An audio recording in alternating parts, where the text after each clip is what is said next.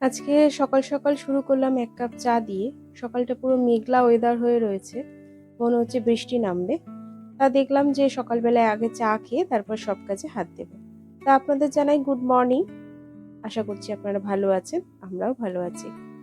তাই চা করে নিই, ২ কাপ চা বসিয়েছি। বসিয়ে আমি আমার হাসব্যান্ড মিলে চা খাবো। তো চাটা করি। আগের দিন যদি একটু ছুটিতে কাটে, পরের দিন আর সেরকমভাবে কাজ করতে ইচ্ছা করে না। একদম ঢিলামিতে চলে, কিন্তু কিছু করার নেই, কাজ তো করতেই হবে। তা এই চায়ের দুধটা গুলে নিচ্ছি, গুলে নিয়ে এবার চাটা রেডি করে নেব পুরো। আর সকালবেলা লিকার চা ভালো লাগে না, ১ কাপ দুধ চা হলে বেশ ভালো লাগে, কিন্তু এটা তো খাওয়া স্বাস্থ্যের পক্ষে খুব একটা ভালো না, কিন্তু আমাদের মুখের স্বাদে আমরা এটা খাই। চাটা আজকে অনেকটাই ফুটিয়ে ফেলেছি, তাই জন্য বেশি চা হয়নি। ২ কাপ করতে গেছি, সে জায়গায় ১.৫ কাপ হয়ে গেছে। ঠিক আছে, কোনো ব্যাপার না। পরে যদি খেতে ইচ্ছা হয় তাহলে আরেকবার খাবে। তাই ১.৫ কাপ নিয়েই বসলাম। ছোট কাপটা আমি নেব আর আমার হাসব্যান্ডকে দেব বড় কাপটা। তো চলুন তাহলে চাটা খেয়ে নিই, তারপর আসছি। চাটা খেয়ে আর বেশি দেরি করলাম না, তাড়াহুড়ো করে রান্নাটা সেরে নেব। কালকে যেহেতু ভোট ছিল, তাই জন্য হেলিয়ে দুলিয়ে কাজ হয়েছে, কিন্তু আজকে তো টাইমে সব কিছু করতে হবে, তাই রান্নাবান্নাটা শুরু করে দিলাম।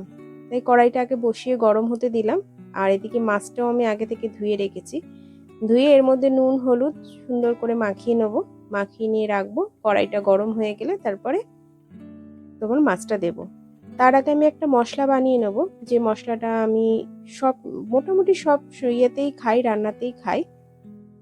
জিরে ধনে একটুখানি ভেজে নেব, ভেজে ওটা গুঁড়িয়ে রেখে দেবো। তা মাছটায় নুন হলুদ মাখাচ্ছি।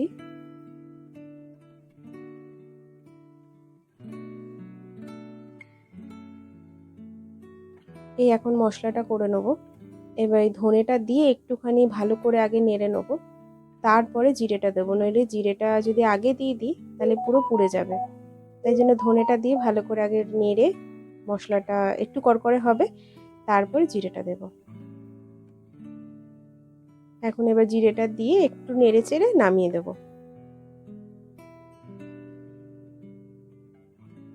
এই মশলাটা করা থাকলে অনেকটা কাজের হেল্প হয়। তাড়াহুড়ো করে রান্না যখন করতে আসি, তখন ঝটপট করে রান্নাটা হয়ে যায়। আর আমি বাজার থেকে কিনে খাই না, কেননা গুঁড়োটা কিনে খাওয়াটা ভালো না স্বাস্থ্যের পক্ষে। তাই জন্য আমি একটুখানি টাইম লাগে, কিন্তু আমি গুঁড়ো করেই খাই।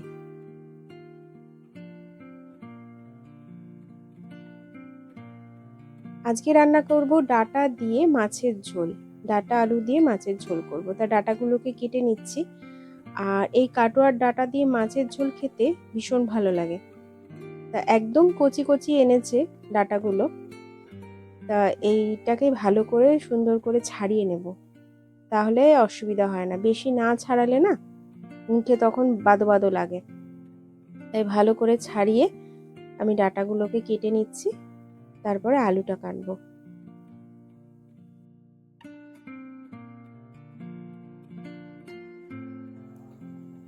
রান্নাবান্নাটা তাড়াতাড়ি করে সেরে নেব, তারপর ঘরদোরটা পরিষ্কার করব। এখনও ঘরটা পরিষ্কার হয়নি, বিছানাপাটি তোলা হয়নি, বিছানাপাটিটা একটু পরে গিয়ে তুলব। তা ভাবলাম আগে ভাগে রান্নাটা সেরে নিই। রান্নাটা সারলে হয় কি, তাড়াহুড়ো করে রান্নাটা হয়ে গেলে মনে হয় আর্ধেক কাজ যেন হয়ে গেছে। তারপর ঘরদোরটা পরিষ্কার করব। ঘর পরিষ্কার করতে বেশিক্ষণ লাগবে না, ঝটপট করে হয়ে যাবে। আর মেয়ে যেহেতু ঘুমাচ্ছে, ওই জন্য আর ডাকাডাকিও করলাম না। এখন যেহেতু অনেকটাই সকাল, আর এই আলুটা কেটে নিচ্ছি, কেটে নিয়ে এবার মাছের ঝোলটা বসিয়ে দেবো। আজকে তো বেশি কিছু রান্না করব না, অল্প কিছু রান্না করব। তো চলুন তাহলে আলুটা কেটে নিই আগে।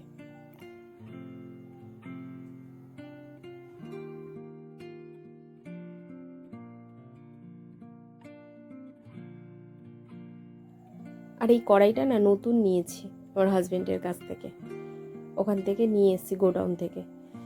তা এই কড়াইটাতে কদিন হয়েছে রান্না করছি, তাই মাছটা ভেজে নিচ্ছি। এত ভালো না কড়াইটা, খুব ভালো। আর একদম ছোট্ট, আগেরটা আমার একটু বড়, আর এবারেরটা খুব ছোট্ট নিয়েছি। এই 3 জনের রান্না করতে ঠিক আছে, তাড়াহুড়ো করে। এই মাছটা ভালো করে ভেজে নিচ্ছি, ভেজে নিয়ে তারপর ডাঁটা আলুটা ভাজবো। যেহেতু তেল কম খেতে বলেছে তাই জন্য একদম সামান্য তেলে রান্না করছি। এই তেলটার মধ্যেই মাছের ঝোলটাকে সুন্দর করে কষিয়ে রান্না করে ফেলবো। আর যেহেতু একদম অল্প একটু মশলা দেবো তো, তার জন্য এই শিলটা নামালাম। শিলটার মধ্যে বেটে নেবো একটু কাঁচা লঙ্কা আর ওই জিরে ধনে যেটা ভেজেছিলাম, গুঁড়ো এখনও করতে পারিনি, ঠান্ডা হয়নি, তাই এখন একটু বেটে নেবো।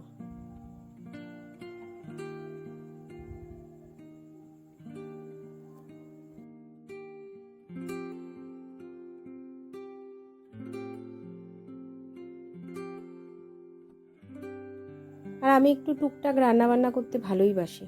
আমার কোনো রান্না করতে আলিস্য নেই যে আলিস্য লাগছে বা কিছু। রান্নাবান্নাটা বেশ আমার ভালোই লাগে করতে। আর নিত্য নতুন আইটেম হলে তো আর কোনো কথাই নেই, ও করতে আমি ভীষণই ভালোবাসি। পারি আর নাই পারি, যতটা হবে হবে, না হবে না হবে, কিন্তু চেষ্টা আমি করব। মাছটা প্রায় ভাজা হয়ে গেছে, আর একটুখানি ওই পাটটা হলেই তুলে নেব। তার সাথে মশলাটাও প্রায় হয়ে গেছে।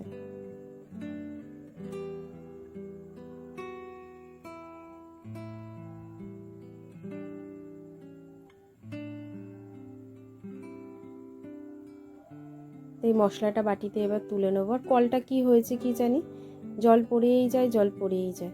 দেখতে হবে কলটা, মিস্ত্রি ডাকতে হবে। আর ভালো করে শিলটা ধুয়ে এবার তুলে রেখে দেবো।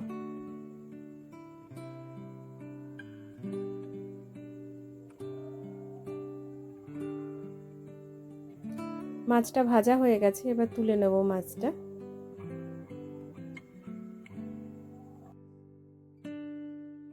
এবার আলুগুলো দিয়ে দেবো, তার সাথে ডাঁটাগুলোও দিয়ে দেবো, দিয়ে এবার ভাজা ভাজা করবো একটুখানি।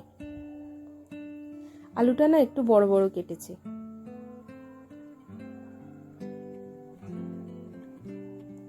আর আজকে এই মাছের ঝোল করব।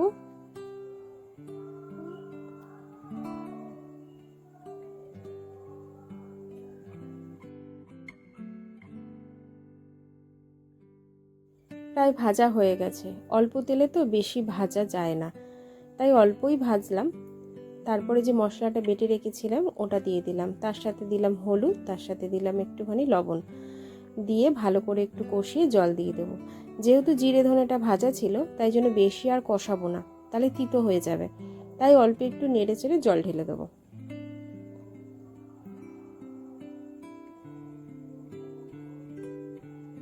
এবার জল দিয়ে দিলাম।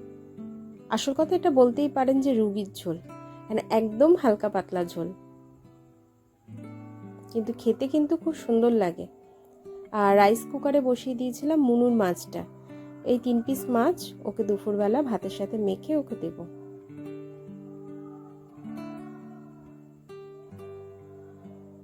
রান্না করতে করতে হাতে যেটুখানি কাজ আছে রান্নাঘরটা গুছিয়ে নিই সুন্দর করে,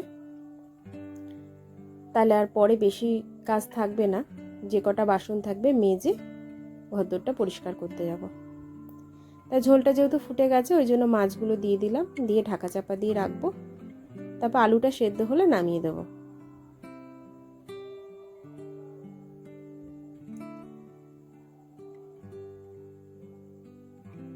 তাই অনেকক্ষণ পরেই এলাম আবার, মনুকে খেতে দেবো এখন, টাইম হয়ে গেছে ওর প্রায় খাওয়ার, তাই ওর খাবারটা বেড়ে খেতে দিয়ে দেবো।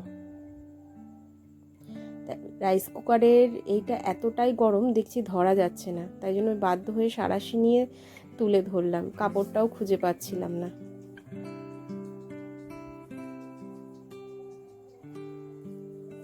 তো ওকে খেতে দিয়ে দিই মনুকে।